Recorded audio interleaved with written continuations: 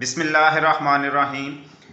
अस्सलाम वालेकुम जी, कैसे हैं आप सब लोग? ठीक ठाक हैं जी। तो आज हम जिस कंट्री के हवाले से बात करेंगे, आप सभी लोग वहाँ जाना चाहते हैं, वहाँ जाके काम करना चाहते हैं, पैसा कमाना चाहते हैं। और हमारे इस जो एशिया के बहुत ही ज़्यादा लोग वहाँ पे रह रहे हैं, वहाँ के रेजिडेंट्स हैं, वहाँ के सिटीज़न हैं जी। तो आज हम बात करेंगे जी यूके के हवाले से कि हम लोग जो इधर एशियन कंट्रीज़ में हैं, इंडिया, पाकिस्तान, बांग्लादेश, नेपाल, श्रीलंका, ये वो जो एशियन कंट्रीज़ हैं, वो लोग यूके कैसे जा सकते हैं।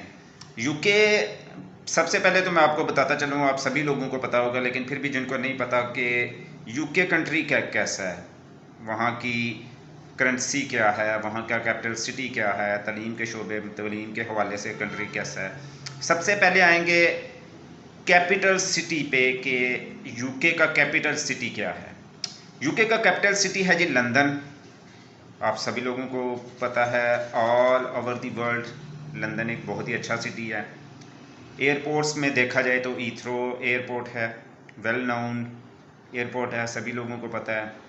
करेंसी उनकी पाउंड में है, पाउंड करेंसी चल रही है। और अगर खेल के मैदान में देखें तो डेविड बेकहम को आप जानते होंगे, फुटबॉल के बड़े ही पुराने और बड़े ही बायानाज प्लेयर थे, बड़े ही फेमस प्लेयर फुटबॉल के, अभी रिटायर हो चुके हैं। डेविड बेकहम साहब यूके से थे।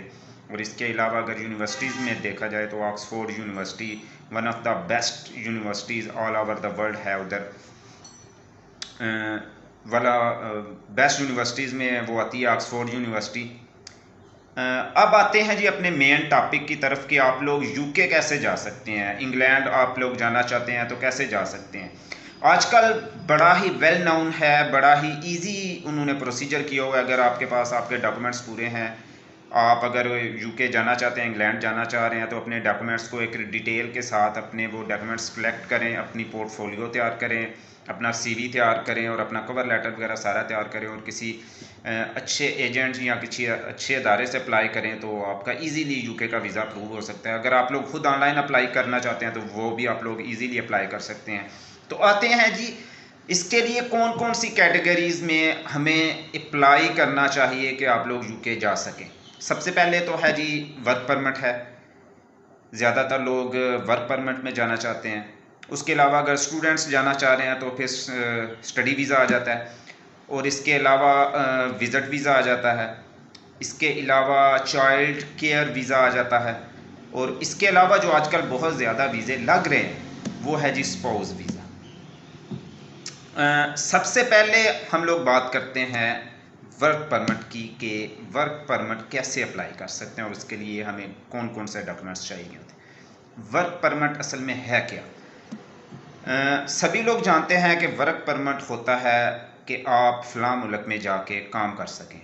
आज यूके की बात कर रहे हैं, इंग्लैंड की बात कर रहे हैं, तो उसी मुनासिबत से बात करते हैं कि वर्क परमिट काम करने का वीज़ा हम कैसे यूके जाके काम कर सकते हैं और वहाँ की रहाइश, वहाँ की रेजिडेंसी, कितने पैसे कमा सकते हैं, क्या अर्निंग होगी, सब कुछ इस हवाले से इस टॉपिक पे बात करेंगे। वीडियो थोड़ी सी लंबी हो जाएगी और उन दोस्तों से गुजारिश है कि अगर आप लोग मेरे चैनल पे न्यू हैं तो मेरे चैनल को सब्सक्राइब कर लें, शेयर दोस्तों के साथ ज़रूर कीजिएगा। अगर वीडियो पसंद आए तो लाइक कर दीजिएगा। अगर पसंद नहीं भी आ रही तो नीचे कमेंट में ज़रूर बताइएगा और इसमें क्या चेंजेस आप चाह रहे हैं वो भी बताइएगा। फिर इंशाल्लाह नेक्स्ट वीडियो में उसके ऊपर काम किया जाएगा जी। तो वापस आते हैं अपने टॉपिक की तरफ। वर्क के हवाले से बात हो रही थी कि यूके में वर्क परमिट पर हम लोग कैसे जा सकते हैं। आजकल केयर टेकर के वीज़े बहुत ज़्यादा मिल रहे हैं। केयर टेकर जैसे घरों में जाके काम किया जाता है, हॉस्पिटल्स में जाके काम किया जाता है, उसमें कैटेगरीज ही फिर आ जाती हैं कि कौन सा डिपार्टमेंट है, किस डिपार्टमेंट में आप जा रहे हैं, नर्सिस में आप जा रहे हैं। ज़्यादातर जो वीज़े आजकल केयर टेकर के लग रहे हैं वो नर्सिस के हवाले से लग रहे हैं, जो हॉस्पिटल्स में काम वगैरह करते हैं उनके ज़्यादातर वीज़े लग रहे हैं। क्योंकि वहाँ पे ओल्ड हाउसेस होते हैं और जैसा कि आप सभी को पता है, आप सभी लोग जानते हैं कि यूरोप में ये ज़्यादातर कॉन्सेप्ट नहीं है। इंग्लैंड अब यूरोप में आ तो नहीं रहा, लेकिन थोड़ा अरसा हुआ है इंग्लैंड को यूरोप से निकले हुए। ब्रेग्जिट के लॉ के तहत उन्होंने यूरोप से अलहदगी इख्तियार कर ली थी, लेकिन वहाँ पे भी लोग अपने ग्रैंड फादर्स और पेरेंट्स वगैरह को अपने साथ रखते नहीं, वो ओल्ड हाउसेस में चले जाते हैं। और ज़ाहिर सी बात है, जब वो अपने पेरेंट्स को ओल्ड हाउसेज़ में भेजते हैं तो वहाँ पे जाके वो उनके लिए काम भी नहीं करते और उनको सर्व भी नहीं कर सकते। अगर सर्व करना हो तो उनको घर में ही सर्व करें, वहाँ तो जाके करके नहीं सकते। तो फिर उनको एशियन लोगों की ज़रूरत होती है जो ओल्ड हाउसेज़ में जाके सर्व कर सकें। अब इसमें भी डिपार्टमेंट हैं कि ओल्ड हाउसेज़ में कौन कौन से आते हैं। इसमें ओल्ड हाउसेज़ में आ जाते हैं तो उसमें आप लोग ओल्ड हाउसेज़ में जाके जॉब करते हैं, जहाँ पे रहते हैं। उसमें 3 कैटेगरीज है। एक तो आप वहाँ पे जाके आवरली काम कर सकते हैं, घंटों के हिसाब से काम करते हैं। और एक है जी आप लोग वीकली काम करते हैं जाके। और एक डोर टू डोर है, आप डेली डोर पे जाते हैं, आपको कॉल करके इन्फॉर्म कर दिया जाता है कि आप आ जाएं और आप काम करें। एक ये तरीकाकार है, डेली जाके आप काम करते हैं, डोर टू डोर जाके काम करते हैं। और एक जो मैंने आपको पहले बताया ओल्ड हाउसेज, वो वीकली जॉब होती है, वीकली आपको उसकी पेमेंट मिलती है और पेमेंट वैसे आवरली होती है। तो आप लोग केयर टेकर के वीज़े पे जा कैसे सकते हैं, उसके लिए आपकी तलीम इंटर भी चल जाएगी और ग्रेजुएशन भी चल जाती है। अगर आप लोग ग्रेजुएशन है तो उसका आपको फ़ायदा ये होगा कि आपको आईएलटीएस और पीटीई के कोर्सेज़ नहीं करने पड़ेंगे।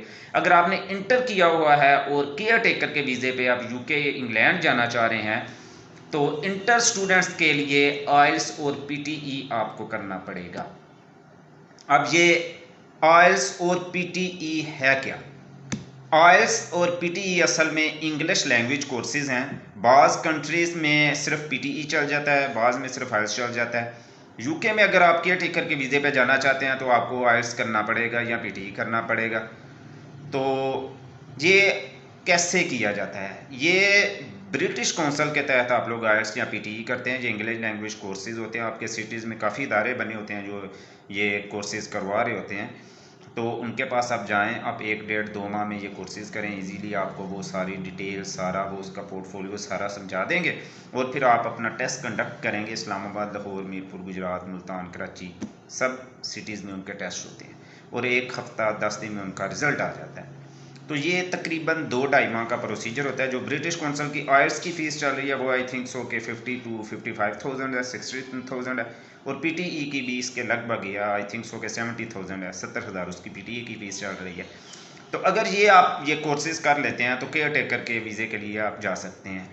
ये है इंटर स्टूडेंट्स के लिए। अगर आपने ग्रेजुएशन की हुई है तो फिर आपको इसकी ज़रूरत नहीं है। तो ये तो हो गया जी वर्क वीज़ा। इसके बाद आ जाता है जो आजकल बहुत ही ज़्यादा वीज़े लग रहे हैं, वो है स्पोज वीज़ा। स्पोज वीज़ा हम कहते हैं फैमिली वीज़ा को। इसमें एक फैमिली जो मेंबर है वो वीज़ा अप्लाई करता है और फिर उसके साथ जो दूसरे फैमिली के मेंबर्स हैं वो स्पोज के तहत उनका वीज़ा लगने में आसानी हो जाती है। तो वो फिर आप लोग विद फैमिली यूके शिफ्ट हो सकते हैं और वहाँ पे जाके काम कर सकते हैं और वहाँ पे जाके सब कुछ जो आपका सिस्टम है वो। अब ज़्यादातर जो एशियन लोग हैं वो ज़्यादातर रहते हैं जी ब्रिस्टल, बर्मिंघम, ब्रैम्पटन। लंदन में तो बहुत कम लोग रहते हैं क्योंकि लंदन बहुत एक्सपेंसिव सिटी है इन सिटीज़ की निस्बत। और ज़्यादातर वहाँ पे लोग जाके काम टैक्सीज वगैरह चलाते हैं, स्टोर्स वगैरह पे काम करते हैं, हॉस्पिटल्स वगैरह पे काम करते हैं। लेकिन जो केयर टेकर के वीज़े पे जाते हैं उनकी एक मखसूस कैटेगरी होती है और वो लोग वहाँ ही जाके काम करते हैं। और अगर इसकी मेडिकल का हिसाब लगाया जाए कि मेडिकल टेस्ट वगैरह और मेडिकल रिपोर्ट्स कहाँ से मिलेगी और मेडिकल कहाँ से करवाया जाएगा, अगर आप लोग 6 मंथ से ज़्यादा के वीज़े के लिए अप्लाई कर रहे हैं तो आपको इसके लिए टीबी टेस्ट कंपलसरी है। आपको इसके लिए टीबी टेस्ट करवाना पड़ेगा। ये मुख्तलिफ़ लेबॉर्ट्रीज़ होती हैं जहाँ पे आपको ये जाके टेस्ट करवा के तो उसकी रिपोर्ट आपके साथ मर्ज करनी होते हैं जो आपके डॉक्यूमेंट्स होते हैं। तो अगर आप 6 मंथ से ज़्यादा स्टे करना चाह रहे हैं तो उसके लिए यूके के लिए टीबी टेस्ट कंपलसरी है, चाहे वो वर्क परमिट हो, चाहे वो स्टडी हो, विज़िट हो या स्पोज वीज़ा हो। तो टीबी टेस्ट करवाना पड़ेगा आपको।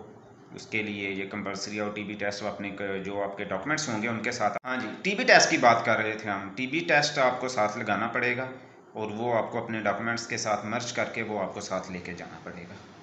तो अब आते हैं जी न्यू कैटेगरी की तरफ के और कौन से ज़रिए हैं जिनके लिए हम लोग यूके का वीज़ा अप्लाई कर सकते हैं। तो इसके अलावा है जी स्टडी वीज़ा।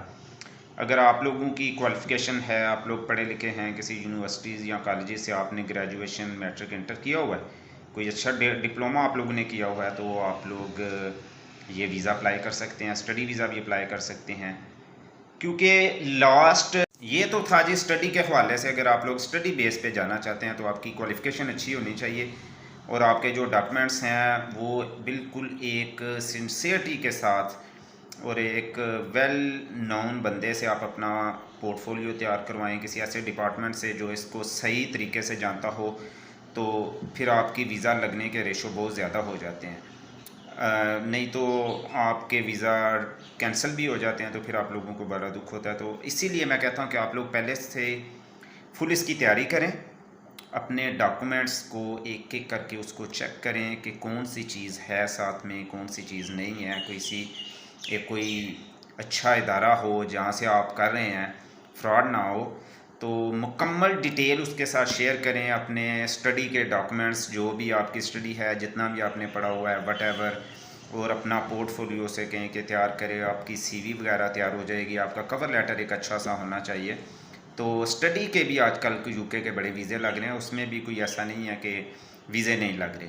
और ये मैं आपको बता रहा था कि अभी लास्ट 7 सितंबर को 226 न्यू प्रोग्राम्स उन्होंने लॉन्च किए हैं यूके में, जिसमें मुख्तलिफ़ कैटेगरीज़ में ये वीज़ाज़ आ रहे हैं और वीज़ाज़ लोगों के लग रहे हैं। इसमें एक कैटेगरी और मैं इसमें ऐड करता चाहूँ, केयर चिल्ड्रन डिपार्टमेंट में भी आ रहे हैं वीज़े। केयर डिपार्टमेंट में उसमें भी वीज़ाज़ लग रहे हैं। उसमें अब 3 डिपार्टमेंट आ जाते हैं। एक तो वो एज रिक्वायरमेंट होती है, और एक अगर आप उधर के रेजिडेंट्स हैं या रेजिडेंट्स नहीं हैं, उसके हवाले में भी काफ़ी चेंजिंग्स आ जाती हैं। और ये जो 7 सितंबर से उन्होंने 226 न्यू प्रोग्राम्स लॉन्च किए हैं, वो स्किल्ड प्रोग्राम्स में भी हैं, उन्होंने नॉन स्किल्ड प्रोग्राम्स भी हैं। इसका मतलब है कि अगर आप कोई हुनर सीखते हैं, आपको कोई हुनर आता है, उसके हवाले में भी उसमें वीज़ा जाते हैं। और अगर आपकी कोई हुनर वगैरह नहीं आता, कोई स्किल नहीं है आपके पास, उसके हवाले से भी हैं। तो सभी लोग इसमें यानी कि अप्लाई कर सकते हैं, और बड़ी नरमी उन्होंने की हुई अपने वीज़ा पॉलिसीज़ में। तो ये बड़ा एक फेवरेट टाइम है यूके का वीज़ा अप्लाई करने के लिए। अगर आप लोग यूके जाना चाहते हैं तो इसमें आप लोग देर बिल्कुल नहीं करें, आप लोग वीज़ा अप्लाई करें। और इंशाल्लाह अगर आप लोग एक अच्छा पोर्टफोलियो तैयार करते हैं, एक डिसेंट पोर्टफोलियो तैयार करते हैं, तो वेरी सून पॉसिबल है कि आप लोगों का वीज़ा अप्रूव हो जाएगा, और कोई इसमें ये नहीं होगा कि वो आप लोगों का वीज़ा कैंसिल कर देंगे। लेकिन इसमें आपने देखना ये है कि एक अच्छा कंसल्टेंट आप हायर करें। अब अगर आप लोग ख़ुद ये कर सकते हैं ऑनलाइन तो वो भी ठीक है, लेकिन अगर आप लोग एक अच्छा कंसल्टेंट हायर करते हैं तो वो आपके लिए ज़्यादा बेहतर होगा, क्योंकि उन्हें फ़ाइल तैयार करना, पोर्टफोलियो बनाना, सीवीज़, ये सारा कुछ आता है। और वो अगर वो आपके लिए अच्छा एक पोर्टफोलियो तैयार करते हैं तो वो आपके लिए ज़्यादा बेस्ट होगा। तो आज की यही आपको इन्फॉर्मेशन देनी थी। वीडियो पहले काफ़ी लंबी हो चुकी है। तो अगर आप लोग इसके हवाले से मज़ीद आप लोगों को कोई इन्फॉर्मेशन चाहिए, अगर आप लोग कुछ जानना चाह रहे हैं, तो नीचे कमेंट्स कर दीजिएगा, या फिर मैं डिस्क्रिप्शन में अपना नंबर मैंने दे दिया है, वो आप चेक कर लीजिएगा। उसमें आप काइंडली कॉल ना कीजिएगा, व्हाट्सएप में मैसेज कर दीजिएगा, तो फिर मैं आपसे खुद ही रब्ता कर लूँगा, और आप जो इन्फॉर्मेशन आपको चाहिए हुई वो मैं आपको बता दूँगा।